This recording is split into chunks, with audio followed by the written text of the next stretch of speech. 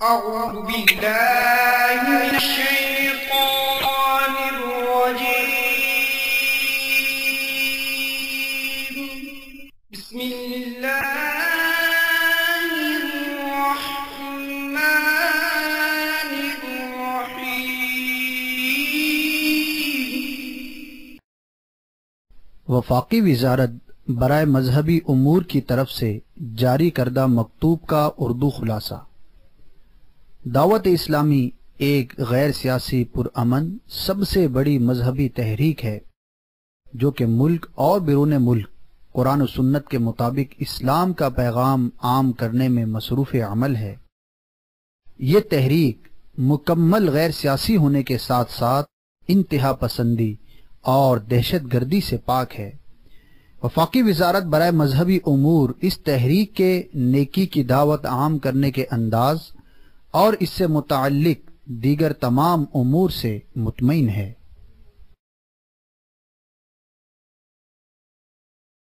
Certificate issued by Ministry of Religious Affairs, Government of Pakistan. To whom it may concern.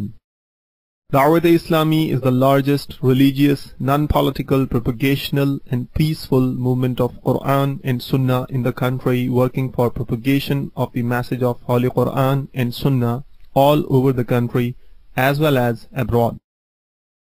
The Jamaat is purely non-political, non-extremist and non-terrorist.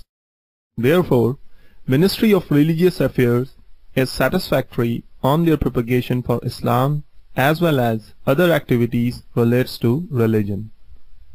صلو علی الحبیب صلی اللہ تعالی علی محمد۔ تبلیغ قرآن و سنت کی عالمگیر غیر سیاسی تحریک دعوت اسلامی کی مرکزی مجلس شورا کے نگران ابو حامد حضرت مولانا حاجی محمد عمران الطاری مدہ ذلہ العالی نے مدنی چینل کے سلسلے معاشرے کے ناصور میں نافرمان اولاد کے عنوان پر سنت بھرا بیان فرمایا۔ دعوت اسلامی کا اشاعتی ادارہ مکتبۃ المدینہ اس بیان کی VCD بنام نافرمان اولاد مختلف مواقع کے مناظر اور آواز کی مکسنگ کے ساتھ پیش کرنے کی سعادت حاصل کر رہا ہے۔ آپ اس بیان میں ملاحظہ فرمائیں گے۔ نافرمان اولادوں کا انجام بہت برا ہے۔ آپ دیکھ نہیں رہے ہو کہ ہماری ماں اور ہمارے باپ نے کس مشقت کے ساتھ ہم کو پالا ہے۔ قرآن ہماری تربیت کر رہا ہے۔ ایسی اسلامی بہن جو شادی کے بعد کسی گھر میں جاتی ہے، کیا وہ اس گھر کے اندر توڑ پھوڑ کے لیے گئی ہے؟ آدمی ماں باپ کو راضی کرے تو وہ اس کے جنت ہیں اور ناراض کرے تو وہی اس کے دوزخ ہیں۔ تمہارے وجود کا سبب تمہارے ماں باپ ہے۔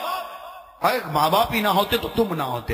ماں باپ کی دل آزاری کس قدر رسوائی اور دردناک عذاب کا باعث، جیسا کرو گے ویسا بھرو گے۔ یہ اندر اندر کڑتے رہتے ہیں۔ تمہارا باپ ذہنی مریض ہو گیا، تمہاری ماں بستر پر پڑ گئی صرف تمہاری بدسلوکی کی وجہ سے۔ باپ سے جو بدسلوکی کرتا ہے تو باپ تو کسی کھاتے بھی نہیں ہے۔ کہاں ماں باپ کہہ رہے ہیں کہ روزانہ ہمیں یہ قیمتی چیزیں لا کر دو۔ 2 پیسے لا کر جب تم نے ماں باپ کے ہاتھ میں دینے شروع کر دیے تو کیا تم گھر کے باپ بن گئے ہو؟ بچے پال سکتے ہیں اور دنیا کے کام کر سکتے ہیں، یا 2 ماں باپ بھی سنبھلتے آپ لوگوں سے۔ یہ کیسی چال چلنے لگا ہے ہمارا معاشرہ؟ جب ہم نہیں کھا سکتے تھے تو ہمارے ماں باپ اپنے ہاتھوں سے کھلاتے تھے۔ دوستوں کو اتنا وقت دیتے ہیں لیکن ماں باپ کو وقت نہیں دیتے۔ ارے اس دن احساس ہوگا جس دن آپ اس مقام پر پہنچو گے۔ اول تاخیر اس بیان کو ملاحظہ کیجئے، انشاءاللہ عز و جل معلومات کے ساتھ ساتھ اصلاح کے مدنی پھول چننے کو ملیں گے۔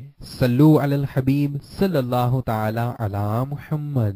الحمدللہ رب العالمین والصلاة والسلام على سید المرسلین، اما بعد فاعوذ باللہ من الشیطان الرجیم، بسم اللہ الرحمن الرحیم۔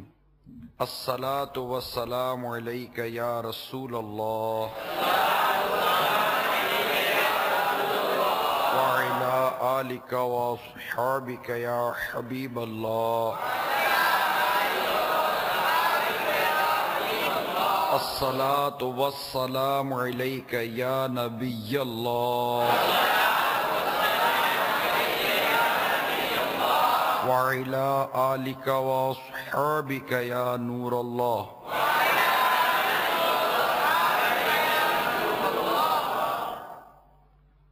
مکتبۃ المدینہ جو دعوت اسلامی کا اشاعتی ادارہ ہے، اس کا مطبوعہ مدنی پنسورہ کے صفحہ نمبر 162 پر درود و سلام کی یہ برکت اور یہ فضیلت نقل ہے، شہنشاہ نبوت، مخزن جود و سخاوت، پیکر عظمت و شرافت، محبوب رب العزت، محسن انسانیت صلی اللہ تعالی علیہ وآلہ وسلم کا ارشاد رحمت بنیاد ہے، جس نے مجھ پر ایک مرتبہ درود پڑھا اللہ عز و جل اس پر 10 رحمت نازل فرمائے گا،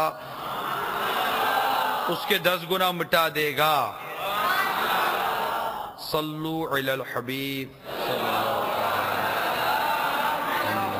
علیہ وسلم۔ آئیے پہلے اچھی اچھی نیتیں کیے لیتے ہیں کہ مسلمان کی نیت اس کے عمل سے بہتر ہے، اور اچھی نیت بندے کو جنت میں داخل کروا دیتی ہے۔ سبحان اللہ۔ سب سے پہلے جو ہم نیت کریں گے وہ یہ ہے کہ اللہ تعالی کی رضا پانے، کہ اللہ کی رضا کی خاطر اجر و ثواب پانے کے لیے اول تاخیر اجتماع میں شرکت کروں گا۔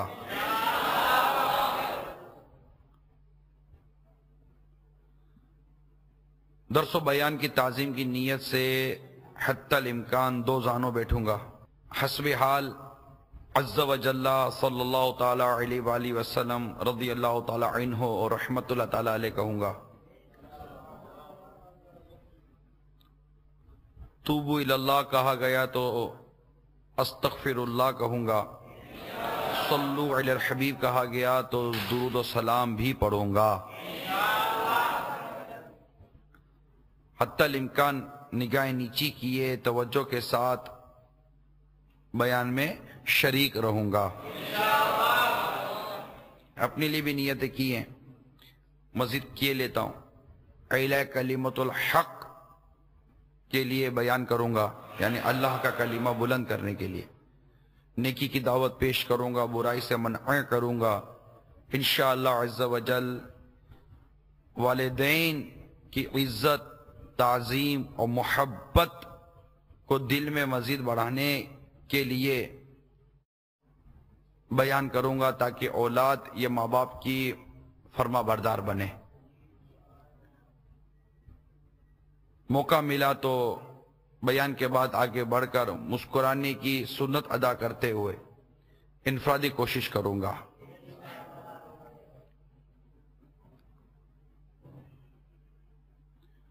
حتی الامکان دیکھ کر بیان کروں گا۔ اگر کسی نے دوران بیان میری کسی غلطی پر اصلاح کی تو شکریہ کے ساتھ اس کی اصلاح کو قبول کرتے ہوئے اگر ضرورت ہوئی تو اعلانیہ رجوع بھی کروں گا۔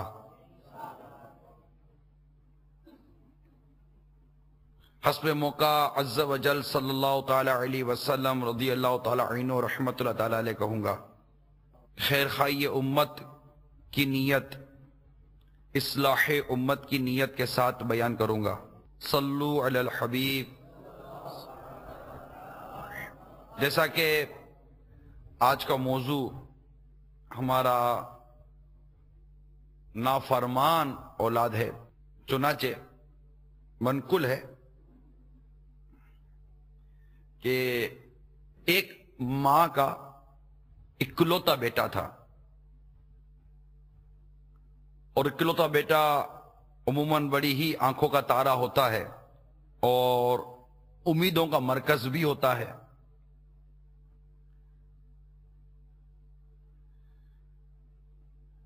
تو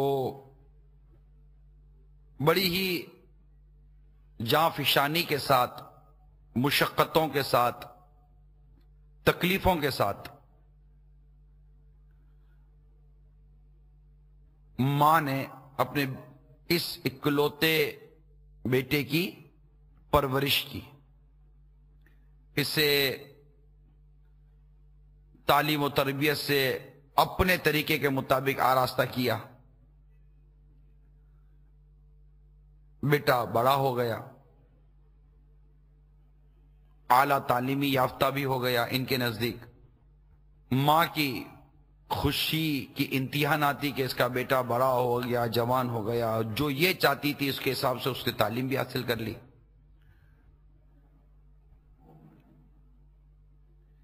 ایک دن ماں نے خوشی سے بھیگے ہوئے ایک لہجے میں اپنے بیٹے سے کہا کہ بیٹا اب تو تم بڑے ہو گئے ہو، جس انداز سے میں نے تمہاری پرورش کی سب تمہارے سامنے ہے۔ میں نے بچپن میں ہی ہمارے ایک رشتہ دار ہیں، ان کے یہاں ایک لڑکی سے آپ کی بات یعنی آپ کی شادی کے بارے میں زبان کی ہوئی تھی، اور آپ بھی جانتے ہیں ان کو، اور وہ لڑکی بھی جانتی ہے، وہ بھی برسوں آپ کا انتظار کرتی رہی۔ آپ کا کیا خیال ہے بیٹا کہ کیا اب میں آپ کی اس سے شادی کی ترکیب بنا دوں؟ اور جب ماں نے شادی کی بات چھیڑی تو بیٹا بڑا ہی مطلب کہ اس کی کیفیت تبدیل ہوگی کہ ارے ارے ماں یہ تم کیا کہہ رہی ہو؟ اور پھر ماں کو گھرنے لگا، انداز تبدیل ہو گیا، لہجہ بھی سخت ہو گیا۔ میں ایسی لڑکی سے شادی کر لوں جو میرے لیول کی نہیں ہے، میرے معیار کی نہیں ہے، یہ نہیں ہے وہ نہیں ہے، تعلیمی یافتہ نہیں ہے، بالکل وہ ایک سادی سی ہے، ایسی لڑکی سے میں کیسے شادی کر لوں؟ نہیں ماں میں ایسے سے شادی نہیں کر سکتا۔ بیٹا ماں یہ تمہارا مسئلہ ہے، میرا مسئلہ نہیں ہے، میں ایسے شادی کیسے کر سکتا؟ میں اتنا پڑھا لکھا تعلیمی یافتہ یہ سب میرا ہے، تو میں ایسی لڑکی سے شادی نہیں کر سکتا۔ جب اس لڑکی کو اطلاع ملی کہ شادی سے انکار کرتے، اس کا بھی دل ٹوٹا، اس کی بھی آرزوں اور امیدوں کا جو شیشہ تھا وہ بھی چکنا چور ہو گیا، اور یک لخت اس کی امیدوں کا چراغ بجھ گیا۔ مگر وہ بھی آنسو بہانے اور گریہ وزاری کرنے کے سوا کچھ بھی نہیں کر سکتی تھی۔ ماں نے بھی صبر و تحمل کا مظاہرہ کیا اور اپنے اس بے چینی کا اپنے بیٹے پر اظہار بھی کوئی خاص نہیں ہونے دیا۔ پھر بیٹے کی شادی کا جو موضوع تھا وہ بھی دب گیا۔ بیٹے نے ایک بڑی نوکری کے لیے اپلائی کیا، وہاں اس کو نوکری بھی مل گئی۔ جب اس کو نوکری مل گئی تو اس نے ماں کو کہا کہ ماں اب یہ جو علاقہ ہے نا اس کو چھوڑ کر ایک بڑے علاقے کی طرف چلتے ہیں، عام علاقہ ہے وہاں یہ ہے وہ ہے۔ ماں اب چونکہ ماں تو بڑی ہو گئی تھی، اب اس کے پاس سوائے اس کی کوئی راستہ نہیں تھا کہ وہ جو بیٹا بولے وہ کرے۔ بیٹے کا انداز تبدیل ہو چکا تھا۔ خیر بہت خوبصورت سا گھر خریدا، اور نہ گھر خریدنے میں ماں سے مشورہ ہوا، یہاں تک کہ جب گھر کی رجسٹری ہونے لگی اور وہ لکھا جانے لگا تو پوچھا گیا کہ یہ گھر کس کے نام پر ہے، تو بیٹے نے کہا کہ یہ تو میرے نام پر گھر ہوگا، اور ماں کو اس نے اس معاملے میں بالکل لفٹ ہی نہیں کرائی۔ ماں بھی دیکھتی رہ گئی کہ یہ بیٹے کو کیا ہو گیا، لیکن وہ کچھ کر نہیں سکتی تھی، دیکھتی رہی بس۔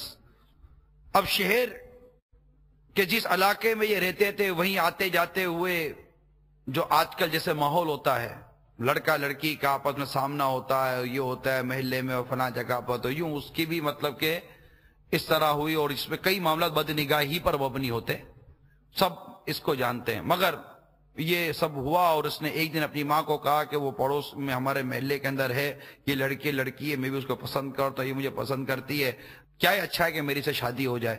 یعنی اب ماں سے کوئی وہ ترکیب نہیں ہے۔ اور یہ بھی کیوں ہوتا ہے کہ عموماً گھر کے بڑوں کو جا کر شادی کی بات کرنی پڑتی